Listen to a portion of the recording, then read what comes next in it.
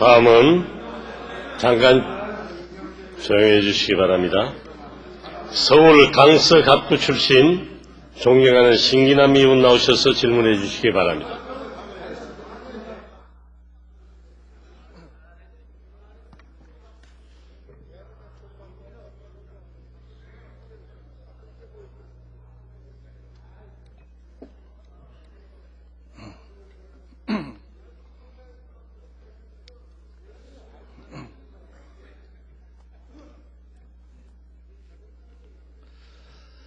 새정치국민회의 서울 강서갑 출신의 신기남 의원입니다.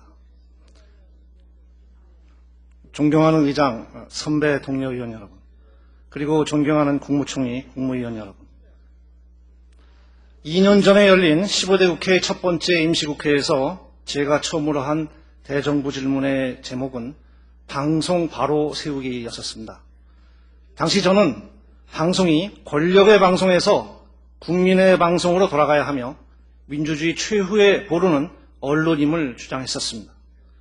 오늘 저는 그 연속선상에서 방송 제자리 찾기라는 제목으로 방송 문제부터 말씀드리겠습니다. 오늘날 방송의 영향력은 매우 커졌고 방송은 이미 우리 생활의 한 부분으로서 생활 필수품이 됐습니다. 그러나 우리의 방송 현실을 지켜보는 저는 착잡한 마음을 금할 수 없습니다. 오늘의 방송이 총체적 난국에 처했기 때문입니다. 95년부터 97년까지 케이블 TV의 3년간 누적 적자는 무려 1조 1245억 원이나 됩니다. 8개 지역 민방의 97년, 98년 2년간의 적자는 847억 원으로 예상되고 있습니다. 더욱이 방송시장의 개방이 예상되는 이때 방송의 천문학적인 경영부실, 그리고 이로 인한 국내 영상산업의 취약한 기반을 염려하지 않을 수 없습니다. 그러나 경영난보다도 더욱 심각한 것은 방송의 역할과 철학, 즉 방송의 사회적 책임이 아직 제대로 정립되고 있지 못하다는 점입니다. 보십시오. 우리가 사는 현실은 IMF지만 TV에는 IMF가 없습니다. TV 속의 세상은 실업으로 고통받는 가족도 없고 화려한 웃음만이 있을 뿐입니다. 그나마 우리 현실을 담은 프로그램은 주 시청 시간대가 아닌 심야나 새벽에서만 볼 수 있을 뿐입니다. 사상 최대의 난국을 맞이한 나라의 방송이 아니라 호황을 호가하는 궁의의 방송이라는 착각이 들 정도입니다. 이렇게 방송 산업이 황폐하고 방송 내용도 부실해진 것은 역대 정부의 잘못된 방송 정책이 누적되어 온 그런 결과이겠습니다만은 무엇보다도 지난 김영삼 정부의 정책 실패에 큰 원인이 있다고 하지 않을 수 없습니다. 구 정권은 방송 정책을 정치적 논리에 따라 졸속 시행했습니다. 주변 여건을 고려하지 않은 채 지역 민방과 케이블 TV를 동시에 과다하게 남발했습니다. 93년부터 97년까지 4년간 공보처가 허가한 방송사업자의 수는 무려 101개나 됩니다. 인허가권을 준 정부 부처는 즐거웠을지 모르겠지만 그 결과로 남은 것은 방송 파탄뿐이었습니다. 여기에 약방의 감촉격으로 부정부패, 정경유착이 끼어들었습니다. 인허가권을 둘러싼 청탁 뇌물은 이미 오래전부터 방송계의 정설이었고 요즘 그 일단이 드러나기 시작했습니다. 이렇게 해서 황금알을 낳는 거위라던 뉴미디어 방송이 천덕꾸러기로 변해버린 것입니다.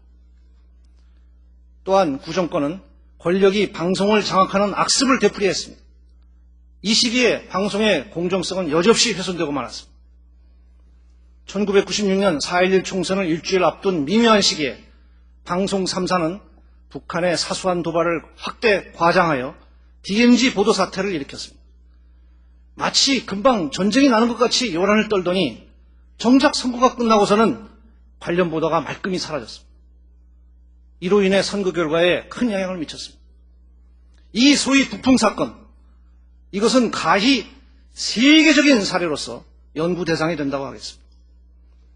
지난 97년 대선에서도 한국 논단이 실시했던 공정성이 불분명한 사상 검증 토론회라는 것을 무려 4시간 이상 생중계하기도 했습니다. 또한 안기부의 보도 요청을 받고 그 사실 여부도 제대로 확인하지 않고 오익제의 편지와 연설을 확대 보도해서 세칭 색깔론을 주도하기도 했습니다. 북풍과 오익제 건은 심지어 북측과 어떤 연계가 있지 않은가 하는 의혹이 일기도 했습니다. 한국의 방송은 국민에게 진실을 알리는 공기라기보다는 권력의 통치기구로 전락했던 부끄러운 역사가 있습니다. 방금 존경하는 한나라당 이경재 의원께서 정권교체 이후에 방송이 편파적이라고 주장하는 말씀을 잘 들었습니다마는 구 정권의 예와 이것을 비교하고 상기해 볼 때 이것은 주객이 전도됐다는 게 제 솔직한 심정입니다. 편파적이라고 해서 드는 예라는 게 죄송하지만은 언급할 거리도 되지 못한다고 봅니다. 총리께 묻겠습니다. 케이블 TV와 지역민방의 졸속 실시로 파생된 국가적 총 손실액은 얼마라고 평가하십니까? 근거를 제시하면서 구체적으로 밝혀주시고 아울러 그 수습 방안도 답변해 주시기 바랍니다.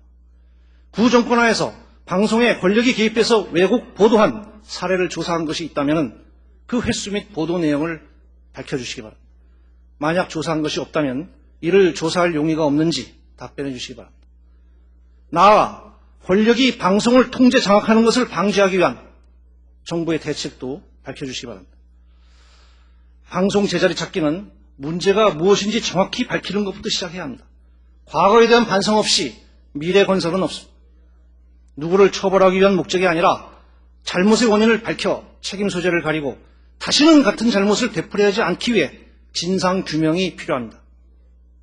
방송 청문회를 개최해야만 할 필요성이 여기에 있습니다. 방송 청문회에서는 방송산업 파탄의 원인이 되었던 케이블 TV와 지역 민방의 인허가 관련 의혹을 규명해야 합니다.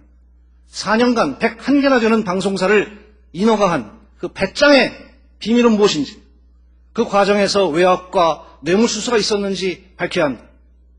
아울러 눈치 보기와 알아서 처신하기를 강요해 방송의 건전한 성장을 방해한 정치 권력의 방송 개입 실상이 밝혀져야 합니다. 북풍, 색깔론 보도를 강요한 권력 개입의 부끄러운 역사가 여기서 낱낱이 밝혀져야 합니다. 법무부 장관에게 묻겠습니다. 대구 방송 인허가 비리를 포함해서 방송 인허가와 관련한 조사를 한 것이 있습니까? 있다면 그 내용을 밝혀주시고 앞으로의 조사 계획도 밝혀주시기 바랍니다. 책임을 가리는 것만으로는 모든 문제가 해결될 수 없습니다. 현재 우리 방송은 구시대의 철학과 시스템으로부터 한 단계 도약해야만 할 절대절명의 시기에 처해 있습니다. 제2건국이라는 시대적 기후를 맞이해서 방송도 개혁 대열에 동참해야 합니다. 현재 각 방송사들은 경제위기를 맞아서 구조조정의 차원에서 방송시간 단축, 대형 쇼 프로그램 폐지, 인원 감축 등을 하고 있습니다. 그러나 이러한 감축이나 한두 개 프로의 폐지만으로 이것만으로 방송개혁의 본질은 될 수 없습니다. 얼마 전에 방송현업 종사자 237명을 대상으로 한 의견조사를 보니까 조사 대상의 56.5%가 방송개혁의 최우선 과제로서 방송의 자율성과 독립성 확보를 꼽고 있었습니다. 그렇죠. 방송개혁을 위한 첫걸음은 우선 방송의 독립과 자유를 보장하는 데서 시작해야 합니다. 이에 대한 제도적 정비는 이번 정기국회 때 통과될 것으로 보는 통합방송법의 제정을 통해서 실현될 것입니다. 이후 더 이상 불공정 보도 시비나 권력의 방송 개입은 원천적으로 봉쇄될 것입니다. 그러나 이러한 법적 정비는 일부분에 불과합니다. 진정한 개혁을 완수하기 위해서는 시대적 조류에 걸맞게 새로운 방송 이념을 정립하고 첨단을 가는 방송 구조를 구축하는 작업이 따라야 합니다. 멀티미디어 시대, 방송통신의 융합시대, 디지털 시대에 능동적으로 대비해서 선진방송의 대열에 합류해야 합니다. 우물쭈물하기에는 너무 시급하고 너무 중요한 과제가 우리 앞에 놓여 있는 것입니다. 이러한 개혁은 방송의 주인인 국민의 참여 속에 민주적 절차와 투명성을 확보하면서 이루어져야 합니다. 저는 방송개혁에 국민적 에너지를 결집하고 총의를 모을 수 있는 방안으로 방송개혁위원회 설치를 제안합니다.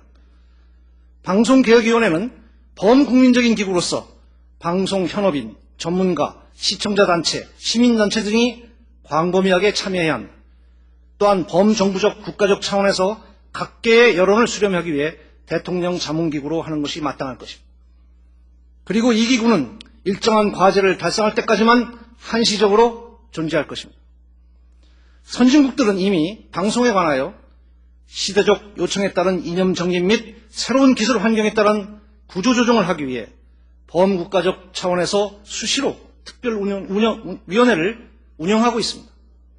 예를 들면 영국의 헌트위원회와 피코크위원회, 또 미국의 카네기위원회, 디지털 지상파 TV방송에 관한 대통령자문위원회, 그리고 캐나다의 공영방송의 미래상에 관한 연방정부위원회 등이 그 좋은 예입니다. 우리나라도 교육개혁을 위한 대통령자문기구로서 교육개혁위원회를 두고 있습니다. 교육과 함께 국민의 주요 관심사인 방송 분야에 있어서도 개혁을 위해 이런 위상의 위원회가 반드시 있어야 한다고 생각합니다. 총리께 묻겠습니다. 방송개혁의 필요성을 어느 정도 느끼고 있는지, 또 그 방안을 가지고 있는지 답변해 주시기 바랍니다. 아울러 대통령자문기구로서 방송개혁위원회를 설치하자는 저희 주장에 대해 총리의 견해를 밝혀주시고 이를 대통령에게 건의할 용의가 있는지 답변 바랍니다. 다음은 문화재건에 대해서 말씀드리겠습니다. 21세기는 경제와 문화의 세계입니다. 프랑스의 석학 기 소르망이 지적한 대로 문화적 혼을 담지 않은 상품은 이제 경쟁력을 가질 수도 없는 그런 세상이 되었습니다. 경제와 문화는 뗄래야 뗄 수 없는 불가분의 관계가 되고 있습니다. 문화적 활력이 없는 민족은 21세기의 중심 민족이 될 수 없습니다. 지식정보화 시대에서 문화는 사회 활력의 원천입니다. 문화는 여유 있을 때 즐기는 레저가 아니라 사회의 주축들이 되는 인프라입니다. IMF를 위기를 초래한 원인은 단지 경제정책 실패에만 있는 것이 아닙니다. 문화 부재야말로 IMF 위기의 근본적인 원인이라고 확신합니다. 문화 부재는 우리의 정신 속에 이기심, 양심마비, 성과제일주의, 정의불감증을 자리잡게 했습니다. 이러한 개인과 사회의 비정상 상태가 부정부패, 정경유착을 초래하고 사회의 정상적 시스템이 붕괴하는 결과를 낳았습니다. 경제난국은 그 결과의 한 단면일 뿐입니다. 오늘날 사회의 총체적 난국을 직시하고 그 근본적 해결을 강구해야 합니다. 그것은 이 사회의 문화를 재건하는 것, 그것이 첩경입니다. 김대중 대통령도 21세기의 우리의 사회는 한바른 경제, 한바른 문화에 두어야 한다고 했습니다. 또한 스스로 문화 대통령을 표방하기도 했습니다. 그러나 구조조정 과정에서 문화를 희생하면서 경제를 살리려는 이러한 일부의 주장에 대해 많은 문화예술인들이 걱정을 하고 있습니다. 예를 들어 경제 효율성을 도입한다는 명분으로 박물관, 극장 등 문화예술단체를 무작정 민영화한다는 이런 방침은 그 사고방식 자체가 비문화적입니다. 문화기관의 즉각적인 민영화는 경제 논리가 최우선 가치로 대두됨으로써 순수 예술문화를 위축시키고 상업문화만 번창시킬 우려가 있습니다. 또한 문화단체에 대한 일률적인 예산 삭감은 문화인의 창작력권을 충족시키고 문화를 퇴보시킬 우려가 있습니다. 정부 예산 대비 98년 순수 문화 예산은 아직 0.65%에 불과한 실정이며 문화에 대한 민간 부분의 투자 위축으로 문화예술계는 매우 어려운 상태에 처해 있습니다. 김영삼 정부 때부터 말해왔던 순수 문화 예산 1% 결국 구두선이 되고 말았습니다. 문화경시 정책을 IMF만 가지고 변명할 수는 없다고 봅니다. 이러한 때일수록 문화에 투자해서 문화의 맥을 이해만 하며 여기에 민족의 장래가 존재한다고 믿습니다. 총리께 묻겠습니다. 정부 구조조정 과정에서 문화 기반이 취약해진다는 우려가 있는데 문화 부분의 구조조정의 원칙은 무엇입니까? 당장 내년 예산에 순수 문화 부분의 비율을 어떻게 편성할 것인지 그 계획을 밝혀주시기 바랍니다. 아울러 문화 대통령의 공약을 어떻게 지킬 것인지 청사진을 제시해 주시기 바랍니다. 다음은 신노사관계 정립과 노사정위원회의 위상에 대해서 말씀드리겠습니다. IMF 체제 조기 극복을 위해서는 경제 주체들의 고통 분담이 필수적입니다. 특히 노사관계 안정은 국제 신인도 제어에 직결되어 있습니다. 대통령도 8.15 경축사에서 신노사문화 창달을 주장했습니다. 권위주의 정권 시절에 대립적 노동정책으로 노사분규 발생이 끊이지 않을 때마다 파업과 공권력 투입, 대량 해고로 이어지는 악순환을 지켜본 국민은 정부의 신노사 정책에 많은 기대를 걸고 있습니다. 최근 현대자동차 노사 문제, 이것도 신노사 관계의 가능성을 보여주는 예로서 국내뿐이 아니라 해외 언론도 상당한 관심을 가졌습니다. 그런데 이번 현대자동차의 경우를 두고 한쪽에서는 정부와 정치권의 개입으로 정리해고 원칙이 무너졌다고도 하고, 또 한쪽에서는 정리해고도 이루어지고 노사분규도 평화적으로 해결돼서 다행스럽고 노사 양측의 성숙된 노력으로 모두가 승리자가 됐다라는 의견도 있습니다. 노동부 장관께 묻겠습니다. 현대 이번 노사협상 결과를 어떻게 평가하는지 말씀해 주시기 바랍니다. 정부는 구조조정 과정에서 퇴출되는 기업의 근로자 문제에 대해서 원칙과 기준을 분명히 가져야 합니다. 정책 혼선은 정치권과 정부에 대한 불신을 초래해야 합니다. 예를 들면 5개 은행 퇴출 당시에 노동부 장관은 90% 이상은 재고용이 될 것이다 라고 말하는가 하면, 금융감독위원회 위원장은 20% 내지 30%의 일시고용만 가능할 것이다 라고 말했습니다. 누구의 말을 믿어야 합니까? 노동부 장관께 묻겠습니다. 금융기관, 공기업, 일반 기업의 퇴출 과정에서 근로자들의 고용 문제에 대한 원칙이 있습니까? 있다면 그 원칙은 무엇입니까? 노사정위원회는 경제 주체들의 고통 분담을 논의하기 위해 만들어진 대통령 자문기구이지만 노사정 대표들이 모여 사회적 협약을 만들어내는 하나의 틀로서 그 의미는 매우 큽니다. 그러나 정부 내 일부 부처와 노사정위원회 각자의 역할에 혼란과 아울러 다소간 마찰이 있다는 말도 들리고 있습니다. 총리께 묻겠습니다. 노사정위원회는 어떤 역할을 해야 한다고 생각하는지, 노사정위원회를 어떻게 지원하고 협력할 것인지 답변해 주시기 바랍니다. 다음은 실업대책에 대해서 묻겠습니다. 이 부분은 아까 장재식 의원께서 질문하신 내용, 또 노동부 장관이 답변하신 내용을 들었습니다마는 다시 한번 제가 물어보겠습니다. 이 급증하는 실업에 대비해서 정부는 제2차 추경 예산안에서 사회안전망 확충 및 실직자 지원에 5천억 원, 공공근로사업 확대에 5천억 원을 증액해서 총 1조 원의 실업대책 예산을 마련했습니다. 그런데 그중에서 이 공공근로사업 확대를 통한 실업대책, 이것이 과연 적절한 방안인가 검토할 필요가 있다고 생각합니다. 우리 사회는 2, 3년간 높은 실업이 예상되고 추후 저실업 시대는 기대할 수 없다는 것이 일반적인 전망입니다. 이런 상황에서 일시적인 고용 창출, 그중에서도 단순 일용 근로자의 취업을 촉진시키는 공공근로사업에 대한 투자는 일시적인 처방일 뿐 지속적인 고용 창출 방안은 아닙니다.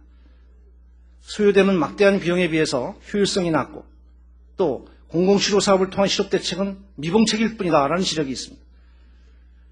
예산상의 제약이 많은 만큼 한정된 제안을 보다 효율적으로 활용할 필요가 있습니다. 실업대책은 사회적 안전망을 공고히 하는 근본적 대책을 중심으로 하되 임시적 긴급대책은 적절히 안배되는 방법을 택해야 합니다.